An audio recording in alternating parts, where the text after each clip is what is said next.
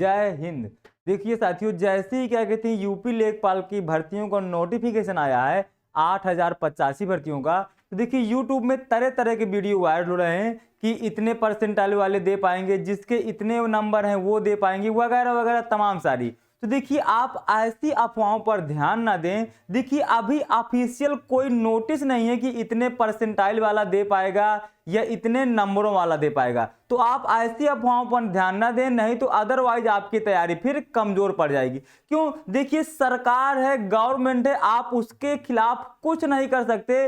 वो पता नहीं कितनी टाइम कौन सा डिसीजन ले ले, और आप यदि तैयारी में ना लगे हों, मान लो कि उसने क्या कहते हैं 70% वालों को भी ले लिया, या मान लो उसने क्या कहते हैं 80% वालों को लिया, हो सकता है वो 60% से ले ले, परसेंटाइल से ले ले, तो आप अभी कुछ नहीं कह सकते हैं कि कितने परसेंटाइल वालों को ले रही है। क्योंकि देखिए जो पीटी का एग्जाम कराने का उद्देश्य सिर्फ इतना सा था कि ये जो फालतू के कुछ लड़के एग्जाम देते हैं, जिनके 0 नंबर, माइनस में 3 नंबर, सिर्फ और सिर्फ मतलब टाइम बर्बाद करने जाते हैं, 1 नंबर, 2 नंबर, 5 नंबर, 10 नंबर, जो ऐसे स्टूडेंट हैं, सिर्फ उन स्टूडेंट को निकालना था पीटी का एग्जाम करवा के, कि ये जो एक्स्ट्रा फालतू में सरकार का काम बढ़ जाता है कि आपके जैसे मतलब नॉर्मलाइजेशन कराने में बहुत टाइम लगता है, रिजल्ट बनाने में टाइम लगता है, जितने ज्यादा लोग होंगे उतनी ही क्या कहते हैं वैकेंसी में फिर प्रोसेस होने में टाइम लग जाता है। तो सरकार का सिर्फ इतना सा मतलब था कि ये जो फालतू के लोग आ जाते हैं, कुछ ऐसे मतलब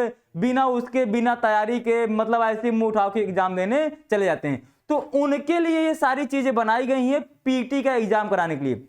अब वो सरकार के ऊपर डिपेंड करता है कि मतलब कितने परसेंटाइल से वो लेगा। तो आप इस चक्कर में ना रहिए कि आपके क्या कहते हैं, मान लीजिए किसी के 70 परसेंटाइल हैं, तो वो ये सोच के बैठ जाए कि अब मुझे तो एग्जाम देने को ही नहीं मिलेगा। मान लो सरकार ने क्या कहते हैं 60, जिसके 60 परसेंटाइल से ऊपर हैं, उन सभी को एग्जाम बैठा दे, और जब आपको एग्जाम के 1 महीना पहले पता चले तो फिर आप 1 महीने में तैयारी नहीं कर पाएंगे, सारी चीजें आपके लिए गड़बड़ हो जाएंगी। तो आप इन सब चीजों में ना पढ़ें। देखिए जैसे हिंदी पढ़ रहे हैं आप, जब हिंदी पढ़ेंगे, मान लिया कि आपको लेखपाल का एग्जाम देने को नहीं मिला, यूपी पुलिस की वैकेंसी आएंगी, आप उसमें ट्राई करिएगा, क्योंकि आपका जो पढ़ा हुआ चीज है वो कभी बेकार थोड़ी ना जाना है। लेकिन यदि आप ये सोच लें कि अभी तो मुझे लेखपाल का एग्जाम नहीं दे पाना, तो अब मैं क्या पढूं, यदि आप ऐसा करेंगे तो बहुत बड़ी गलती कर लेंगे। ठीक है, तो देखिए जो फालतू के यूट्यूब पर वीडियो वायरल हो रहे हैं, इतने परसेंटाइल वाले दे पाएंगे, जिसके 70 से ऊपर नंबर हैं वो दे पाएंगे,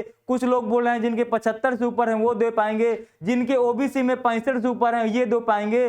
तो आप इन सब चीजों के चक्कर में पड़िए। आप सिर्फ नोटिफिकेशन आया है, आप पढ़ाई पर स्टार्ट कर दीजिए, क्योंकि इसके जो एग्जाम की डेट है लगभग, वो आपके लगभग मतलब देखिए फरवरी तक तो आपका चलना ही है, ये 4 फरवरी तक तो आपका ये मतलब करेक्शन वरेक्शन चलना है, और फिर लगभग 2 महीने का टाइम और लगेगा। यानी कि आपका मान लो कि मार्च अप्रैल, यानी फरवरी और मार्च, यानी कि अप्रैल और मई के बीच में आपका एग्जाम होने के बिल्कुल 99% चांस है। तो आप अभी से तैयारी लग जाइए, पर्याप्त टाइम है। यदि एग्जाम देने को मिला तो अच्छा है, नहीं तो फिर दूसरी वैकेंसी आएंगी।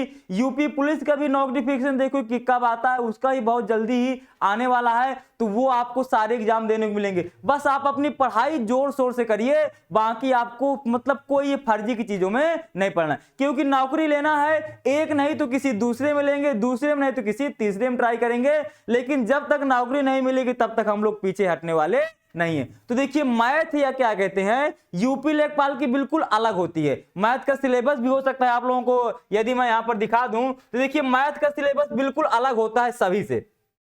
यहां पर देखिए संख्या पद्धति आना है, प्रतिशत लाभ हानि, ये सांख्यिकी आंकड़ों का वर्गीकरण, बारंबारता, ये सारणी संचयी, बारंबारता, आंकड़ों के ऊपर दंड, पाई चार्ट, समांतर माध्य, माध्यिका, बहुलक, ये देखिए बिल्कुल आपका ये बिल्कुल टोटली डिफरेंट टॉपिक है। और यहां पर यदि देखिए ये तो सबको पता होता है एलसीएम एचसीएफ, ठीक है, और ये देखिए युगपत समीकरण बिल्कुल अलग चीज है, द्विघात समीकरण भी आप बहुत लोग नहीं पढ़ते हैं, गुणनखंड, क्षेत्रफल प्रमेय, ये मैथ का बिल्कुल सिलेबस आपके रेलवे और एसएससी से मतलब लगभग 70% अलग है, लगभग 60 से 70% ये आपके रेलवे और एसएससी से अलग है। इसलिए आपको इसके लिए एक अलग से बैच से प्रॉपर तरीके से पढ़ना चाहिए। तो इसी जानकारी को मैं आपके लिए बताने आया हूं। आप लोग सभी लोग इस वीडियो के नीचे कमेंट करिएगा और बताइए कि आप कितने बजे यूपी लेखपाल का बैच चाहते हैं। आपको मैथ पूरी फ्री में बेहतरीन और शानदार तरीके से करा दूंगा।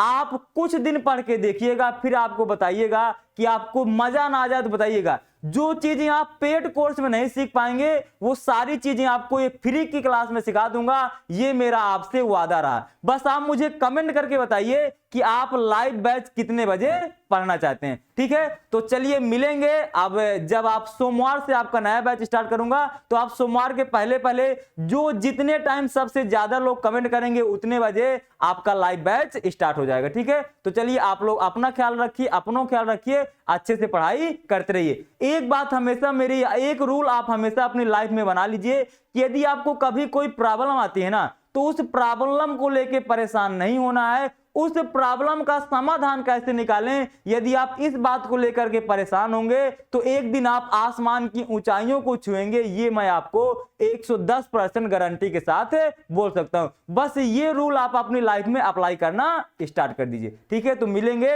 अब आपको नेक्स्ट क्लास में। तब तक के लिए bye bye, tata, take care, thank you.